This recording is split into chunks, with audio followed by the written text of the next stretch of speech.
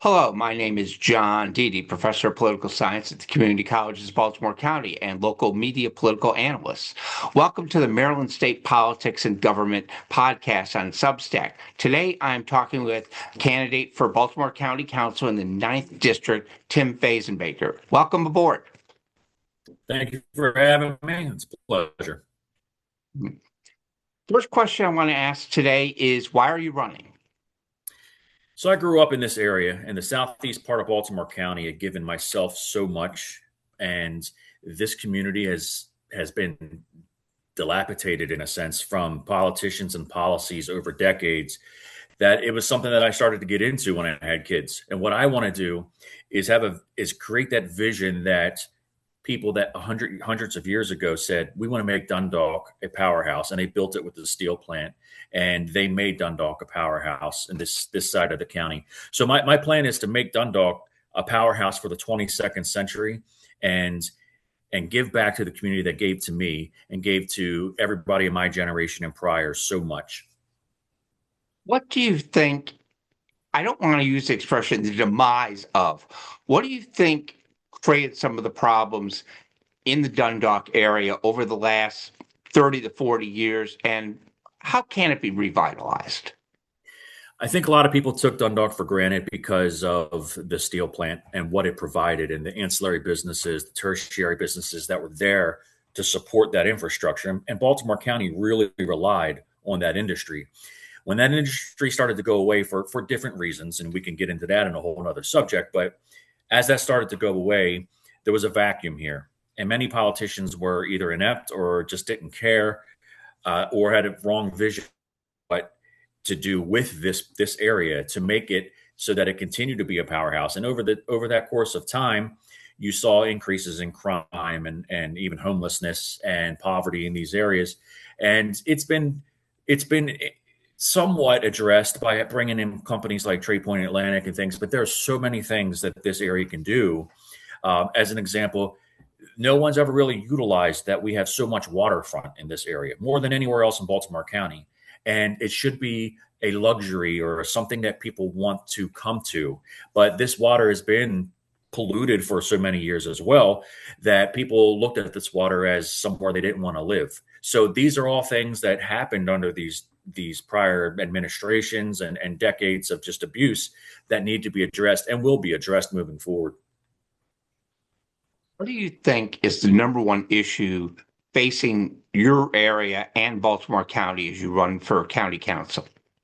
I think currently you could say there's a few things, but one thing to really focus on is the economic issues that are facing this area, along with many others. And like I said, that can be addressed by bringing in innovative business that can anchor to this region for so long. So that the economy and the economic issues is also tied into the energy costs that have been skyrocketing. And you've had both parties, mainly one, but you've had people even in this area that are in the Republican Party that even voted along lines of helping create energy crisis in this area, which is driving economic crisis. So people really they want a strong economy. They want to be able to bring home more money. They want their costs to be lowered. And then this area and this county is facing sanctuary county policies by other people that are pushing them, and that's really draining resources for many of the people in this area. One thing about Dundalk that many locals will tell you is that we were always proud that we took care of our own. We took care of our elderly and our disabled, and we took our subsidies and we made sure we took care of those people. And we haven't been able to take care of them now because our resources are being diverted for political reasons to other groups. And that's how I kind of got into this, where I said, there's a vacuum that needs to be filled. And I started going and doing what I could to help these communities. And all of these things combined have really put a strain on the financial situation in Dundalk, in the Southeast region, Edgemere and Sparrows Point, in Rosedale, which is also included here. And we've seen these city policies keep creeping into our district and our area, which has really destroyed our way of life. So the economy needs to be focused on as the number one issue, but so many things go into that. I'm going to use a word that Democrats have used a lot that you're almost, I thought we were going to say it, and it's a word that Democrats have used very well and effectively over the last year. I kind of Mhm. want your thoughts about this. Yeah. Affordability. I What's knew your you were going to thoughts? say it. I knew you were going to say it. So, yeah, obviously things have been out of control with the cost of things, and you can put the blame anywhere you want. I can put the blame specifically on Joe Biden's administration and things, but it doesn't really matter at this point. What matters is it gets addressed, and the way that we can do this in my region, in my district, the way that this can be addressed, first of all, is we need to make sure we have strong careers for people. And then we can address the rising cost and how they're starting to go down. And there's other things that need to be addressed with those costs. But what I would like to do in terms of affordability is make it that this area bring in AI infrastructure into this. So you have high paying white collar type jobs that are anchoring this area. And it could be an innovative area because you're also on the water. And people will say, well, they're afraid of AI. And a lot of Republicans are concerned about that. But I looked at places like Japan that have been innovative, and they said, well, we can lower the electricity burden and those costs on these AI centers by putting them in the water. And I said, well, we have a couple things here. We have the water. We also have infrastructure from Back River Treatment Plant to the old steel plant, now Trade Point, that had spent water that would come over to used to cool down the steel, but now we can use that infrastructure to actually cool down these AI infrastructures. When you have that type of anchoring business in this area, now you have trades jobs that are going to be in need. So you're going to have HVAC and electricians, plumbers to keep this thing going and moving forward. So now you have high paying blue collar union jobs. You have high paying, innovative jobs, tech jobs going on. And all of a sudden you have people who have more affluency coming into the area and supporting our own community. Then we address the issues of the costs to make affordability more affordable by making sure that we aren't giving away our resources to people that don't necessarily belong here. They didn't come the right way, or people who aren't pulling their weight for whatever reason. And if we do those things together, you will make a prosperous region. And that's what I want for this whole Dundalk region is, look, we have this waterfront that should be luxury. It should be a destination where people want to raise families. We have the water so that we can bring in tech jobs and high paying careers. And then we have the mindset we've always had of blue collar jobs, trades jobs to bring right here so that we can have strong families as well. And that's what's made Dundalk the glue for so many decades. It's that you had white collar and blue collar mixed together. We all lived together. This is why every person running for governor said, if you win Dundalk, you could become governor. It's because everything in America was right here. And that's how we address the affordability issue. And that's what we're going to do. My next question centers on an issue that a lot of people have talked about, and it is a major problem: the issue of housing. Back to that they word again, but also the issue of people being able to afford housing too, and then being able to uh, have that slice of the American dream. At the same time, there's a lot of people that say, I don't know if I want to do it here, but want to do it here. What are your thoughts about what you would do as a member of county council related to the housing problem? So I have 4 teenagers, and they will be, going into the market soon enough. So they're going to be facing this issue. And obviously, I've seen this with other people in Generation Z and others that are having issues living that American dream and buying property. So the first thing that I always let people know is, well, when you start subsidizing housing, in a sense, you end up creating a market of climbing costs and prices. So you have people living in properties, and the landlords know, well, we can get more money for these, so we're going to rent it to these people, which then makes a competitive price, and it flushes out people who want to live and rent or buy, and they feel like they can't because the prices continue to go up. So when you get rid of first of all, people who are here illegally, and you have more housing available, now your prices start going down. And look, it's not great for realtors, but it's great for the American people, which is the main thing. So now you have the ability for people to start buying homes at a lower price. Then you face the issue of what I'm seeing with many of our apartments and senior homes around here, where people are being notified that they're not renewing certain amount of leases because they are making contracts with the government, especially with Baltimore County, saying that 50% need to be subsidized units. And when you do that, you're pushing out people who are already living there. And now they got to find another place because now you have an apartment complex that has to abide by the regulations that were set forth in their agreement with the county. So those types of things need to be addressed. They need to be looked at. And ultimately, what needs to be on the table first and foremost is the American people, not a business, not any political posturing or anything. It needs to be what's best for the people of the community. Those are the things I'm going to be addressing. Those are the things I've been hearing from my community. And there are ways that we definitely will be combating these issues going on with housing.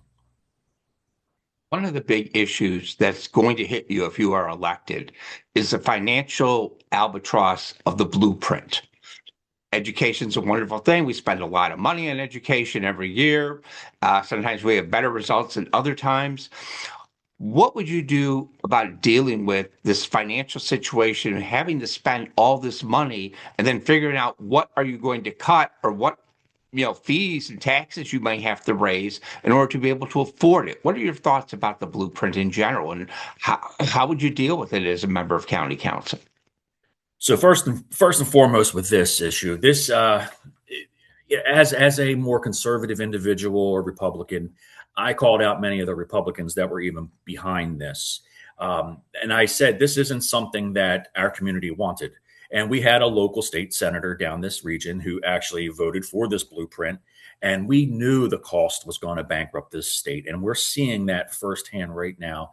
Westmore's administration is they're behind in budgeting, and money is becoming a major issue for the entire state based upon this. So we've seen this thing 20 years ago with a similar situation where they had another type of blueprint, and that money didn't do anything. It just went to line people's own pockets. So ultimately, I support a complete review and haul of everything that's going on. I would love to repeal this entire blueprint. That's more at a state level, but locally in Baltimore County, we need to bring in people. And I have people that would be great auditors to come in and scrub through these things and say, where is the money going to be going? Many people don't know that half of the budget for Baltimore County actually goes to the education. And I would say majority of people probably think our education system here in Baltimore County is not great. We've seen, people not being able to read, not passing standardized testing, people having increased violence and murders in schools. So these things all need to be addressed. But I think we get back to the core of what education really is. It's how to think critically and how to modernize education. And one thing that we're starting to see pop up around the world is charter schools that are dealing with AI. And when they do that, they are teaching half the time about AI, how to work with AI, and then the other half of the time critically thinking. Because people in our generation, we were taught how to find information, but how to memorize information. This new generation moving forward, they're not going to be in that same ballpark. We need to find ways that are moving with the times. So there's lots of bloat in the education money, and those things, as we're seeing, like with Minnesota with the fraud and other places, there is fraud that goes on. We see it in many places in Maryland as well, where we're finding instances of fraud, and $800,000 is unknown where that went recently by the IG that just came out in Baltimore County with Kelly Madigan.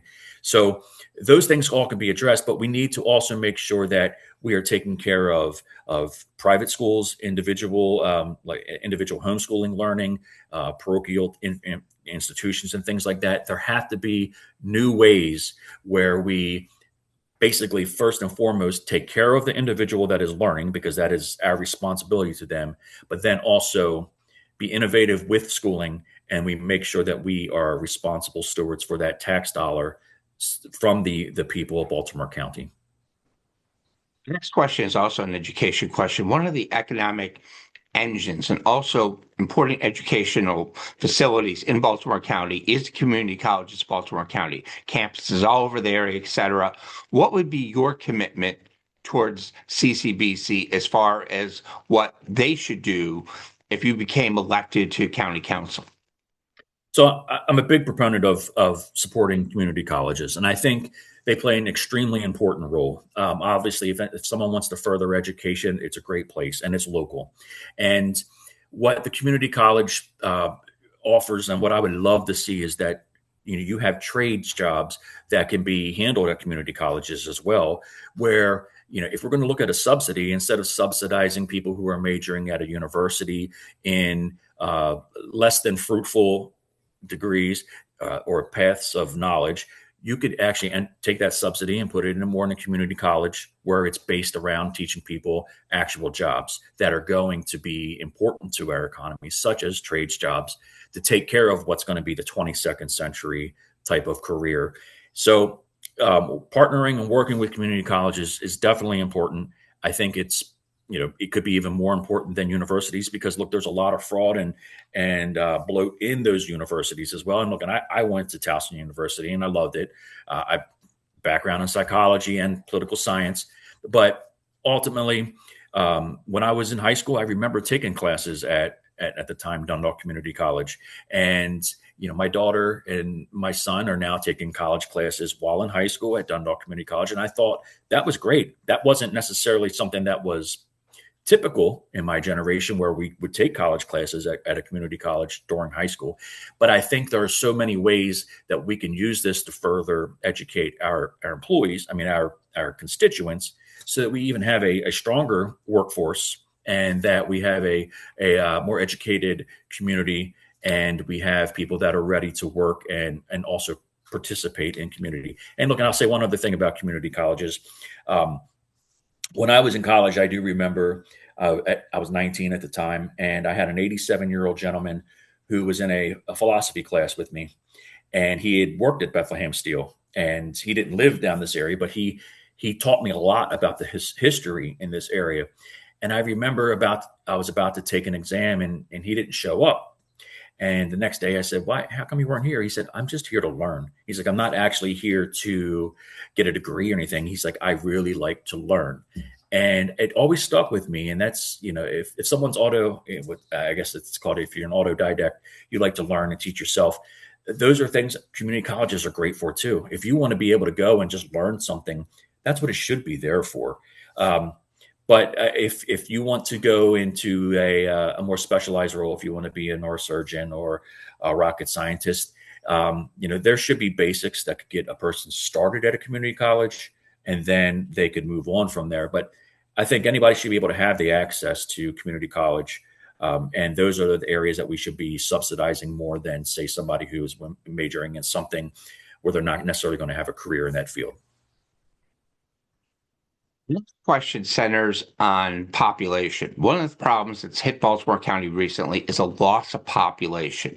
And you need people for a variety of things, including tax revenue, et cetera. What would you do as a member of county council to find ways to bring people back into Baltimore County, to decide that I want to make Baltimore County my home? Right. So the first thing is that I represent the constituent base in my region, and that can overflow simply by doing what we were talking about, where we bring in innovative careers for the next century, where you have AI warehouse, you have tech positions, you have a clean waterfront. So this becomes an attractive place for people to want to move. So you're going to have people investing money in this region, and then people want to go where there's clean environment and there's a clean, safe neighborhood. This will become the area where everybody wants to live. And then you have areas like in Essex and Overley and so on and so forth that will end up having feeder positions into these careers that are centered around here, and people will start moving in here. But those issues can't be handled just completely by one council member. So there are other things that need to be addressed in the county, which can have a role in with what I do, which is safety. And having a psychology background, the number one thing on Maslow's hierarchy is safety, really. So if you aren't safe, and many people do not feel safe in Baltimore County now, you leave. So if you can bring back safety, you can have a place where people want to come and raise families. So as an example, when I grew up in this area, it was very uncommon to hear about murders in Baltimore County. And now it's not as uncommon. You hear it, and you hear a lot of juvenile crime going on that's leading to murders, and the drug epidemic that's going on. Now, those things did happen in the past, but they seem to be happening much more and more. You had the highest rate of murders in Baltimore County, I believe 54 murders a few years back. And that was really eye-opening. So the safety aspect has to be handled. That means we have to stand behind our law enforcement families. We need to make sure that we give them the resources to be safe and effective. But at the same time, we need to make sure that we're holding people accountable with the legal system, that if they are committing crimes, that they're out of here. Because look, if you give mercy to the wolf, you're actually harming the sheep, and that is important in a community to be stable. And I reflect back when I was a child. At the time, Governor William Donald Schaefer talked about Eastern Boulevard, Eastern Avenue, where you had the Greek town and Little Italy, and you had these communities, and those communities helped police themselves. But once you lose that sense of community, then you have crime that becomes rampant, and your city or town begins to fall apart. That's why it's very important that with the Dundalk region, that we are starting to lose grasp of what it meant to be from this area. And we need to make sure that we bring it back, and we have this cohesion, that we are a community that takes care of ourselves, takes care of our neighbors. And from there, we can grow and make a safe community. And we have strong employment in the area and clean water. And we continue to have our historic farmlands. And then people will want to live here, and will end up actually growing the economy and the population of Baltimore County. Last question centers on an issue that's been talked about a lot across the region: juvenile crime. What are your thoughts as far as how to deal with the juvenile crime problem that has entered all regions? And what are your ideas and thoughts in dealing with it? So my brother will kill me for even saying this on here, but my brother wasn't the best juvenile in terms of being a saint growing up, and I tended to be the opposite. So I saw it growing up in both aspects, and then from a psychological aspect, my background is in mental health, behavioral health, and I see the evolution of, or de-evolution in the sense of why this stuff is festering. And then I see the enabling of people like I believe it's Schiraldi that said we're not going to prosecute people under 14 or 15 if they commit certain crimes. And right here in this region where I currently represent as a committee member, in Middle River, you had a 12-year-old boy jump by 10 or 15 children. That it was a video that I put out last year that went viral, was even on Fox News, and nothing happened. That kid could not even get a peace order or restraining order because the state would not release the other minors' information. So again, you're protecting a wolf or wolves to basically hurt sheep. So I believe that you need to be very strict with juvenile crime to make sure that they don't go off on a bad path. You consistently see it in what's going on around the country, where you have people who have 50 priors, and then they end up having a horrific murder that gets videotaped or whatever, and then you're like, how did this happen? It's because it wasn't addressed right away. Personally, I am a proponent of bringing back mental health institutions from back in the 70s when Carter and prior to that.